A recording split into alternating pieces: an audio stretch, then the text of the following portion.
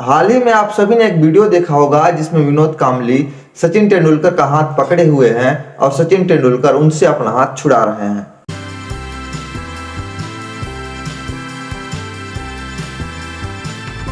कुछ दिन पहले का शायद एक और वीडियो देखा होगा जिसमें विनोद कांबली चल नहीं पा रहे हैं और कुछ लोग विनोद कांबली को पकड़कर उनको स्टेज तक ले जा रहे हैं। उस वीडियो में आपने विनोद कांबली और सचिन तेंदुलकर को एक साथ देखा। मजेदार बात यह है कि विनोद कांबली और सचिन तेंदुलकर के उम्र में फर्क मात्र 1 साल का है। और इस वीडियो की खास बात यह है कि आपने देखा होगा कि सचिन तेंदुलकर अच्छे खासे फिट दिखाई दे रहे हैं और विनोद कांबली मानो ऐसे दिखाई दे रहे हैं जैसे कि वो अपने जीवन के आखिरी पायदान पर हो।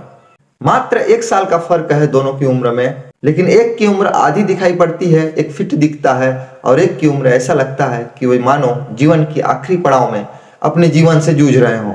हम कामना करते हैं कि विनोद कांबली पूरी तरह फिट हो जाएं और जल्दी से जल्दी स्वस्थ हो जाएं।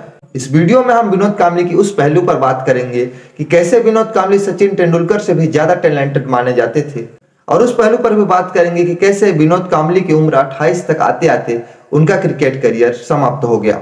विनोद कांबली का जन्म 18 जनवरी 1972 को मुंबई में हुआ था। सचिन और विनोद कांबली के करियर की शुरुआत साथ साथ हुई। दोनों एक साथ स्कूल में पढ़े और दोनों अच्छे दोस्त थे।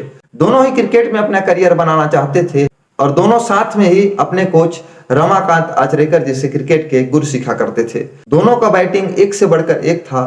दोनों ही बैटिंग में शानदार थे।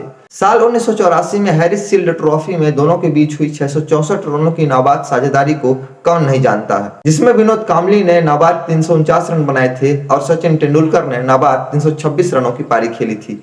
इस मैच की खास बात यह भी थी, जिसको बहुत कम लोग जानते हैं, कि विनोद कांबली ने इस मैच में 37 रन देकर 6 विकेट भी लिए थे।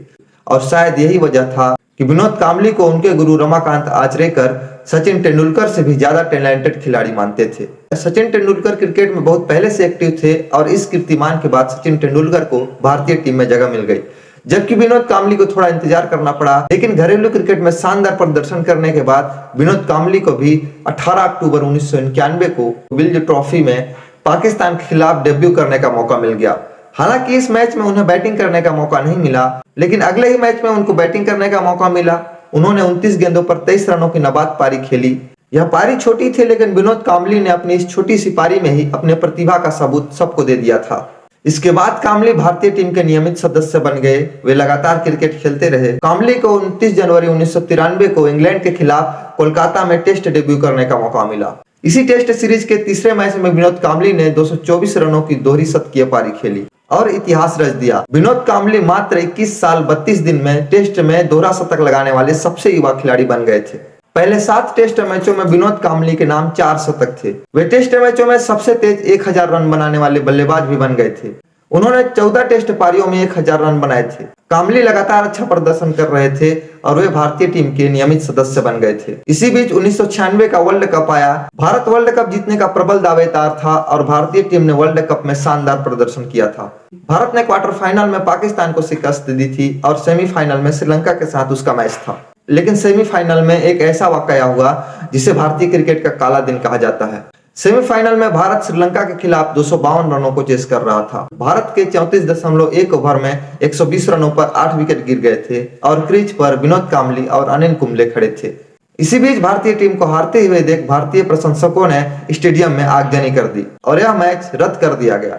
श्रीलंका को विजेता घोषित कर दिया गया। इस मैच में क्रीज से जब विनोद कांबली ड्रेसिंग रूम की तरफ लौट रहे थे तो उनकी आंखों में आंसू था और यह आंसू भारत को वर्ल्ड कप न जीता पाने के लिए उनकी आंखों से बह रहे थे। न जाने इस वर्ल्ड कप के बाद क्या हुआ कि विनोद कांबली का करियर अचानक से गिर गया। विनोद कांबली ने कई इंटरव्यू में यह बात भी रखी कि जब जब वे सेमीफाइनल के मैच को याद करते हैं तब तब उनकी आंखों से आंसू गिर जाते हैं। तब तब उनको लगता है कि देश के लिए कुछ करने का मौका उनके हाथों से चला गया। इस मैच को लेकर कई बार विनोद कांबली ने कई प्रकार के संदेह व्यक्त किए। हालांकि इस बात में कितनी सच्चाई है वो तो हमें नहीं पता, लेकिन जानकारी यही मिलती है कि विनोद कांबली ने सेमीफाइनल के मैच में कई बार संदेह उत्पन्न कर चुके थे। इस वर्ल्ड कप के बाद विनोद कांबली के करियर में उतार चढ़ाव आते रहे।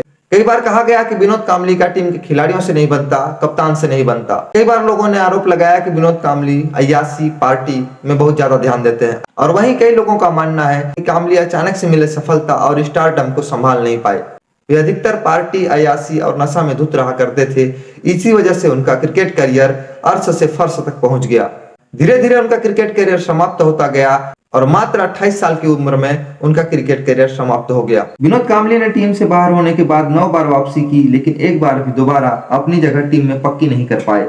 कांबली ने यह बाद में आरोप भी लगाया कि उनके कप्तान, टीम के साथ चयनकर्ता और क्रिकेट बोर्ड की वजह से उनका करियर बर्बाद हुआ। साल 2009 में रियलिटी शो सच का सामना में कांबली ने कहा था कि उनके साथ टीम इंडिया में भेदभाव हुआ था। इसी तरह के विवाद विनोद कांबली के साथ जुड़े रहे। 1998 में उन्होंने अपना आखिरी टेस्ट मैच खेला और 19 अक्टूबर साल 2009 में उन्होंने अपना आखिरी वनडे मैच खेला। विनोद कांबली ने अपने 17 टेस्ट मैचों की करियर में 54 की औसत से 1084 रन बनाए और अपने 104 वनडे मैचों की करियर में 32 की औसत से 2477 रन बनाए।